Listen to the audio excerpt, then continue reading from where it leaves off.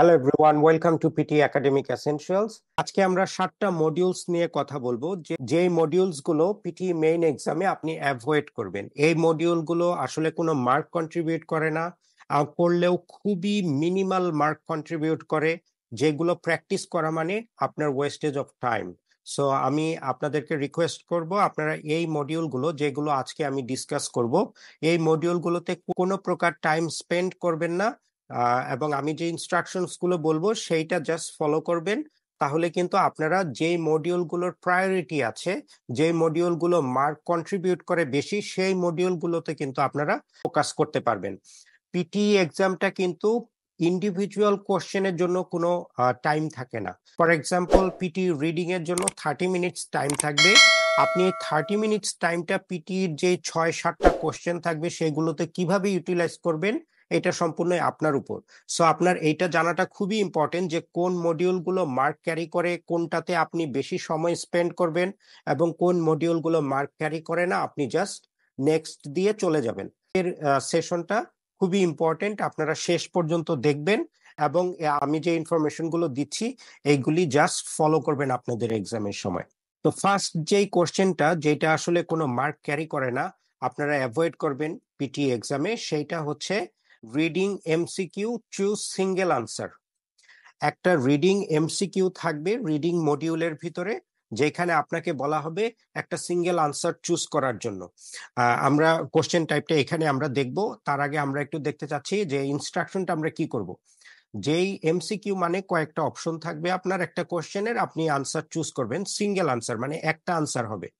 তো আপনার যে কোনো একটা আনসার আপনি র্যান্ডমলি চুজ করবেন, ABCD, আপনি যে কোনো একটা ক্লিক করবেন এবং ইমিডিয়েটলি নেক্সট বাটন প্রেস করবেন, যেন আপনার রিডিং মডিউলের যে টাইমটা সেটা আপনি ইউটিলাইজ করতে পারেন ফিল ইন দ্য ব্ল্যাঙ্কসে, যেটা মার্ক কন্ট্রিবিউট করে অ্যাকচুয়ালি। তো কোশ্চেনটা অনেকটা এইরকম হয়ে থাকে: read the text, answer the multiple choice question by selecting the correct response, only one response is correct. এটাই হচ্ছে সিঙ্গেল আনসারটা। এরকম একটা প্যারাগ্রাফ দেয়া থাকবে আপনাদের, 4টা-5টা অপশন দেয়া থাকবে, আপনি এর থেকে চুজ করবেন যে কোনো একটা অপশন। তো যখনই এই কোশ্চেনটা আসবে, just click any one and click next. Next, আপনাদের ঠিক এই জায়গায় একটা নেক্সট বাটন থাকবে। মেইন এক্সামের সময় আপনারা খেয়াল করবেন, এই নেক্সট বাটনটা আপনারা ইমিডিয়েটলি প্রেস করবেন যখন এই ধরনের কোনো কোশ্চেন দেখবেন, জাস্ট সাথে সাথে এই বাটনটা প্রেস করবেন। তো এই রিডিং মডিউলে 2টা কোশ্চেন থাকে যেটা আপনারা অ্যাভয়েড করবেন। একটা হচ্ছে এমসিকিউ চুজ সিঙ্গেল আনসার, আরেকটা হচ্ছে MCQ choose multiple answer. Same একই ওয়েতে আপনারা একটা জিনিস জানবেন, এই কোশ্চেন টাইপটাতে কিন্তু নেগেটিভ মার্কিং আছে। সো আপনারা কিন্তু সব চুজ করে দিয়ে আসবেন না, যে আমি সবগুলো চুজ করে দিয়ে আসলাম সঠিক হবে, এরকম করবেন না। এখানে যেহেতু একের অধিক আনসার কারেক্ট হবে, মেবি 2টাও হতে পারে, 3টাও হতে পারে, আপনারা জানেন না, র্যান্ডমলি যে কোনো একটা চুজ করবেন এবং নেক্সট বাটনে প্রেস করবেন ইমিডিয়েটলি। এই সেম এরকম একটা কোশ্চেন, 4-5টা অপশন থাকবে, মোর দেন ওয়ান ইজ কারেক্ট, তার মানে মাল্টিপল আনসার। আপনি যে কোনো একটা চুজ করবেন, যদি হয় তো হবে, না হলে না হবে, আপনি জাস্ট নেক্সট বাটন দিয়ে চলে যাবেন। তো রিডিং মডিউলের এই ছিল 2টা কোশ্চেন, যেটা অ্যাটেম্প করার কোনো প্রয়োজনই নাই। যেই কোশ্চেনটা আপনি জাস্ট একটা ক্লিক করে নেক্সট দিয়ে চলে যাবেন। এরপর সেম হচ্ছে listening module, same MCQ choose single answer, কিন্তু এখানে যেটা হবে, এখানে একটা অডিও চালানো হবে, এবং অডিওটা যতক্ষণ না শেষ হবে আপনি কিন্তু নেক্সট দিয়ে যেতে পারবেন না। আনলাইক রিডিং এ কিন্তু আপনি পারতেন, রিডিং এ কিন্তু আপনার কোশ্চেনটা অ্যাপিয়ার হওয়ার সাথে সাথে আপনি একটা চুজ করে নেক্সট দিতে পারবেন, কিন্তু লিসনিং এ আপনি সেটা পারবেন না। সো লিসনিং এর অডিওটা শেষ হওয়া পর্যন্ত আপনার শুনতে হবে।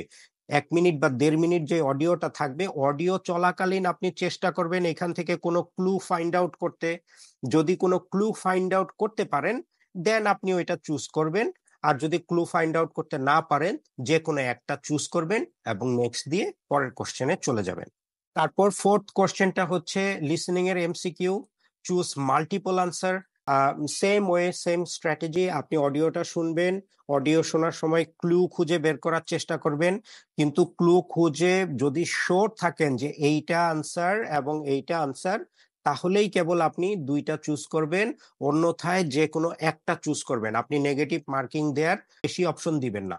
আপনি এখানেই কিন্তু নেগেটিভ মার্কিং আছে, যেখানেই দেখবেন আপনার মাল্টিপল অ্যান্সার দেওয়ার সুযোগ থাকবে সেখানেই কিন্তু আপনার নেগেটিভ মার্কিং আছে। আপনি যদি শর্ট থাকেন একমাত্র তখনই আপনি দুইটা চুজ করবেন, অন্যথায় কিন্তু যে কোনো একটা চুজ করে নেক্সট দিয়ে চলে যাবেন।